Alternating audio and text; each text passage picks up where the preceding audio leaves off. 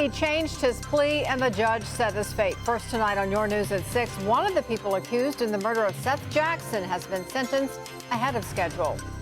If your water comes from the Swanee River Water Management District, some changes are on the way. Tonight we'll tell you about some new water guidelines. State lawmakers are looking to cut copper thefts. We'll tell you which new regulations are designed to cool off interest in the hot metal. The TV 20 News at 6 starts now. Now, from your local source, TV 20 News at 6 in high definition. We start tonight with a developing story out of Marion County, where late this afternoon, one of 6 people accused in the murder of 15-year-old Seth Jackson has been sentenced to prison. And that wasn't the only development in the case against Justin Soto. TV 20's Natalia Martinez was in the courtroom for the sentencing. Natalia? Paige, the entire hearing took less than 20 minutes. Now the judge has sentenced Justin Soto to spend the rest of his life in jail for murdering Seth Jackson. I'm just very saddened by it. I don't think anybody wins in any of this. It's a tragedy. An emotional attorney after his client Justin Soto pleads guilty to capital first-degree murder, sentenced to life in prison without parole. If you plead guilty, you admit that you have committed that criminal offense that is charged before the court today. Detectives say that a group of teens ranging in age from 15 to 20 lured Seth Jackson to this home last April. There, Jackson was beaten and shot to death. His body burned in a fire pit. Anyone can be caught in a situation where life and death is being determined in split-second decisions. And you make the wrong one and horrible things can happen.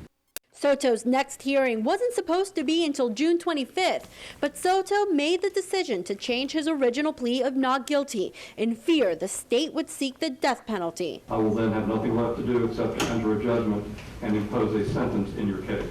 The father of Michael Bargo, who detectives have painted as the ringleader, was in the courtroom, but it was the mother of Seth Jackson who quietly sobbed as she heard today's verdict. It's not the first life that's been ruined by this case, and it won't be the last. Judge David Eddy already sentenced Soto's co-defendant Charlie Ely to spend the rest of her life in jail. And today, Justin Soto learned he will do the same.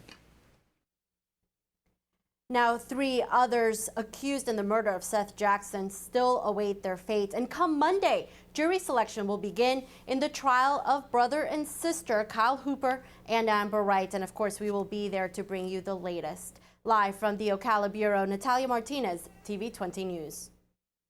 Tense moments once again at Santa Fe College this afternoon. Police there have confirmed an armed gunman was spotted on campus. Between noon and 1:30 this afternoon, law enforcement combed the campus in search of the suspect, described as a black male with medium build and short hair, wearing dark, baggy pants. Santa Fe police say he was caught on a security camera. It's clear to us that we did have a subject with a gun that was involved in some type of disturbance or verbal altercation with somebody, and now we're actually attempting to identify who that is. I do feel confident that we're going to identify that subject. College police sent out a series of text messages, phone calls, and voicemails to students and staff to alert them about the situation. They recommended the campus be locked down for a brief time. As of 1:30, college police sent out an alert that they had not found the gunman but had cleared the campus. Now, earlier this year, campus police had to deal with an armed kidnapping and a sex crime. Alachua County deputies have charged a man in connection with a homicide in Waldo. 19-year-old Willard Newman was arrested for burglary and premeditated murder.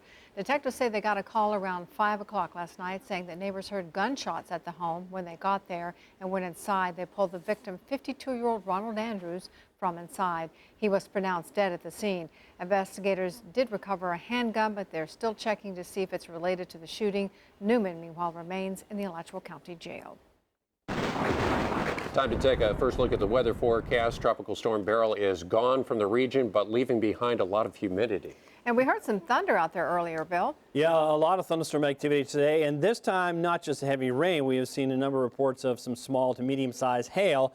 Viewer photo showing some thunderstorms. Becca from Gainesville, you can see that big cumulonimbus cloud building up there. Send in your photos to WCJB Weather at Twitter and WCJB Weather stormvision@gmail.com. Storm Vision radar has been picking up a lot of activity this afternoon. Over the last 30 minutes, things beginning to quiet down just a bit in areas of Marion County and Putnam County. We're also seeing some more showers and thunderstorms back up to the north. We'll be watching for those as they move a little bit closer to Lake City. All that coming up in a few minutes. Well, the rain from Beryl wasn't enough to end our drought, and now one water management district is enforcing more stringent mandatory water restrictions. TV 20's Kyla Ryan joins us now. Kyla, before the restrictions were voluntary. That's right, Dave. The Suwannee River Water Management District has had restrictions in the past for commercial entities and residents, but they've never really had a way to enforce it. But now with the water at record lows and usage at record highs, water restrictions are mandatory. Maybe we need to do more. Alto Strawn is a farmer who says he sees both sides of the water issue. For farmers, the irrigation restrictions are for overhead sprinklers like you see here. His blueberries are mostly watered by soaking and says he's a firm believer in the restrictions. The overhead stuff, it'd make it a little bit inconvenient for us, but we've been following the 10 to 4 ban anyway for the last year or two. And despite all the rain from Beryl, the restrictions were put in place because of the record dry conditions.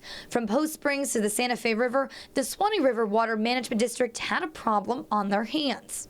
The more and more people requesting more and more water at a higher rate than has ever been before. So they're going to have to reach a decision in the near future about issuing new well permits and so forth. Other than farmers, who are they restricting? For residents, they're restricting addresses with certain numbers to certain days of the week, a first for the district. The restrictions also limit watering of golf courses. Strawn thinks even these restrictions aren't enough. He's counting on a more natural course to help solve the drought problems. I personally hope it rains and it takes pressure off a lot of people.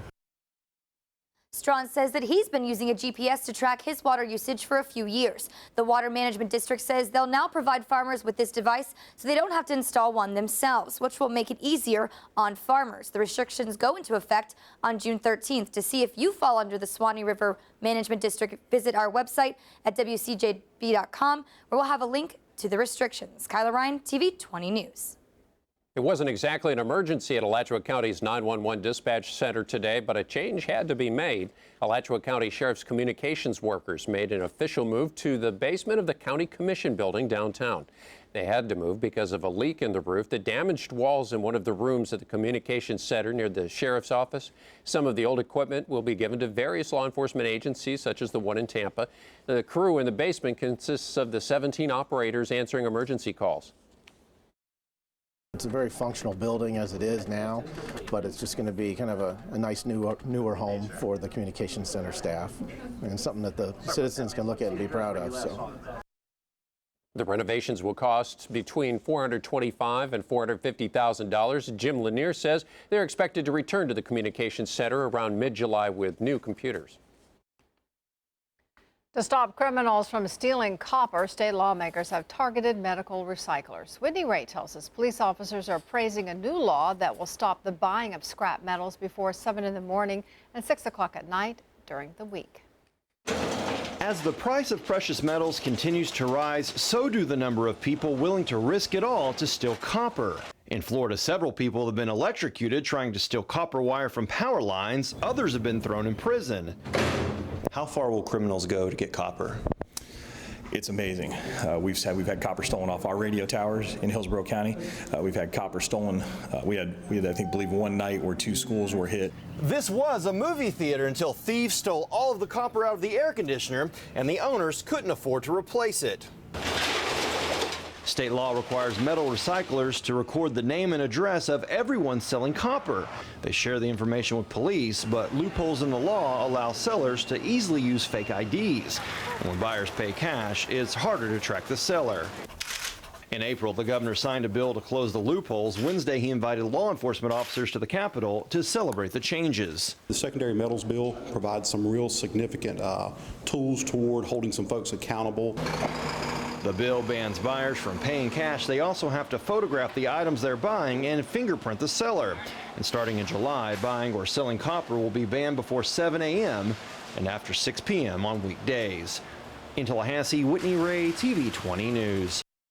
The bill also cracks down on metal buyers at flea markets and those who work out of their trucks. Now they too must follow state regulations and report their customers to the Florida Department of Law Enforcement.